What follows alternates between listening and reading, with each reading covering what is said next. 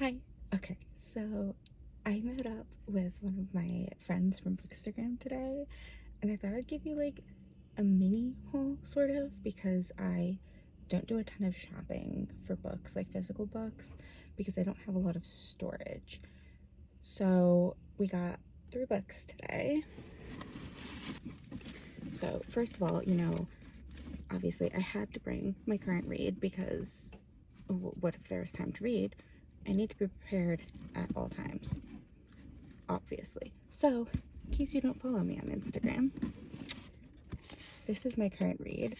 I am really enjoying it so far. It's my first time through. I read the other book by her, The Night and Then a Moth. Absolutely loved it. And so people have been screaming at me to read this one. And you know what? They're right. I'm loving it so far. So like, thank you. So we have this one in there, but I didn't buy this one today, so it doesn't count. It's just in the bag. Oh, bag peek while we're at it. I love Land's End bags. They have so many pockets, so many everything. They hold everything you could possibly need and more. So anyway, the 3 books I got. First of all, Edge Look. Stunning. Oh, wait. You guys ready? We could do one of those. The front, stunning. The side, beautiful. The top, incredible. So I got 3 books, as you can see today. So book number 1, this one is called Where the Wildflowers Grow, and this caught my eye the instant I walked in because, first of all, the cover is gorgeous, sides gorgeous, but it is a very interesting sounding book. So Lee is the last of the wilds. She knows this because she watched them all die. Grief never truly fades, and even as tragedy haunts her, she carries on because survival is in her blood. So when the transport bus taking her to prison careens off the road, killing everyone on board except her, she does what's in her nature. She survives. While searching for a place to hide, Lee stumbles upon an unexpected sanctuary, a flower farm in rural Alabama tucked away from the world. What she doesn't expect is the found family there who have built something from the wreckage of their own lives. Especially Jackson, the farm's owner, who sees through Lee's defenses, offers her small moments of tenderness and encourages her to face her own tragedies. Slowly, Lee finds peace with the hard pace and soft nature of the farm, taking comfort in the life blooming around her. Maybe she's not beyond redemption, not too broken for something good, and maybe, just maybe, Lee starts to heal. But the past isn't so easily buried. No matter how far she runs, the truth of who she is and the ghosts of the wilds follow, and when those secrets catch up to her, threatening everything she's come to love, Lee will have to truly face what she can't survive. I am a sucker for a heartbreaking grief, but also sweet, beautiful story, and this sounds like exactly that. I was walking around the store and I kept just picking it up, putting it back, picking it up, putting it back, picking it up, putting it back. And after my 4th or 5th time doing it, my friend was like, I think you need to just get it because clearly you're interested. And I was like, you know what? I'll break my book ban for this. This is the first book I've bought in 2026, and I really hope it was worth it. It sounds incredible. Book number 2 was The Elsewhere Express. Again, stunning book. But more importantly, I have found that I love books with Asian influence. I love books about books. I love books about travel, and I love books about kind of mystical other locations, transporting you to other realms, other worlds, introspective kind of vibes. And this one sounds like one of those. It's described as step aboard the train that may take you to your life's purpose in this wistful, Ghibli-esque fantasy from the author of Water Moon. And Water Moon has been on my to be read for so long, way too long, honestly. I need to get to it.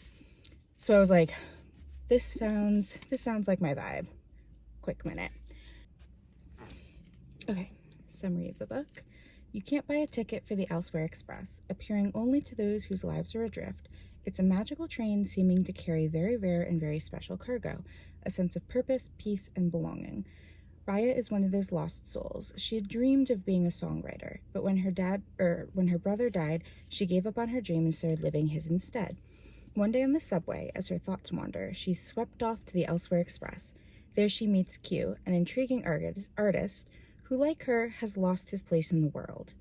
Together they find a train full of wonders, from a boarding car that's also a meadow, to a dining car where passengers can picnic on lily pads, to a bar where jellyfish and whales swim through pink clouds.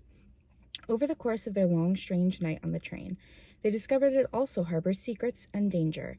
A mysterious stranger has stowed away and brought with him a dark, malignant magic that threatens to destroy the train. Investigating the stowaway's identity, Raya finds herself drawing closer to the ultimate question. What is her life's true purpose, and is it a destination Elsewhere Express can take her to? Sounds incredible. Also, so yeah, super excited about this one. It sounds so incredibly good. The last one, we actually bought books for each other and exchanged them, which I thought was super cute, because at this point we've been talking for like a year or whatever on Instagram, and like we know each other's style. So we each bought a book that we had personally read and loved, and we thought the other person would read and love. So she got me Alice Feeney's Beautiful Ugly, which I love a good thriller. Alice Feeney is so good. And this is one that she has raved to me about and has been like, oh my God, you have to read it, you have to read it. Well, I'm gonna be reading it now because I have the physical copy. So author Grady Green is having the worst, best day of his life. He calls his wife Abby to share some exciting news as she's driving home. He hears Abby slam on the brakes and get out of the car, then nothing. When he eventually finds her car by the cliff edge, the headlights are on, the driver's door is open, her phone is still there, but his wife has disappeared. A year later, Grady is still overcome with grief and desperate to know what happened to Abby. He can't sleep, he can't write, so he travels to a tiny Scottish island to try and get his life back on track. And there he sees the impossible, a woman who looks exactly like his missing wife. Alice Feeney, the best-selling queen of twists, returns with this gripping and deliciously dark thriller about marriage and revenge. Absolutely yes. I am so excited about this one. And I think it's really cute that, like, I don't know, it's a nice sentiment that we exchanged books, and this is one she really loved and thought I would love too.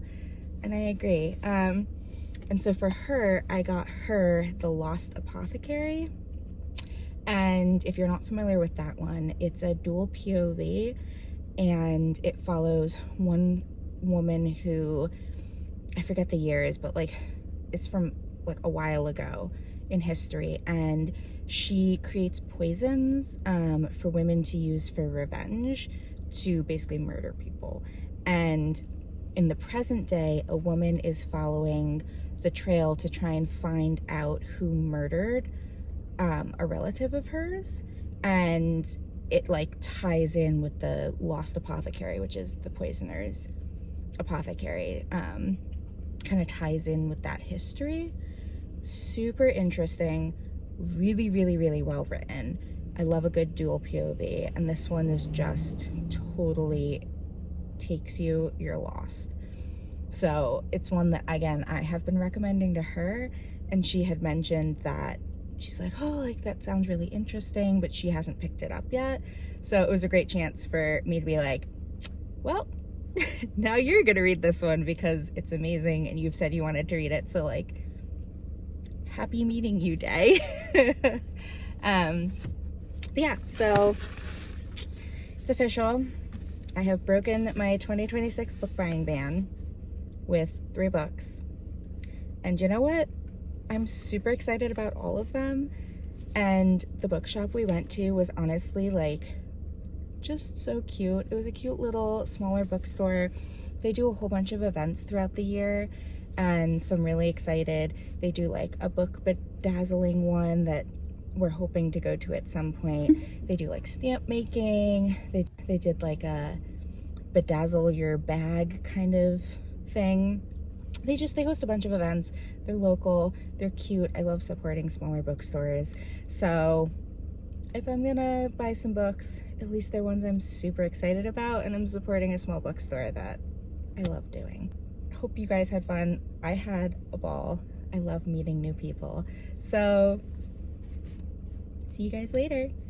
I'm gonna be reading my books. Well, I'm gonna go sit and read this book because I need to finish this series now, and then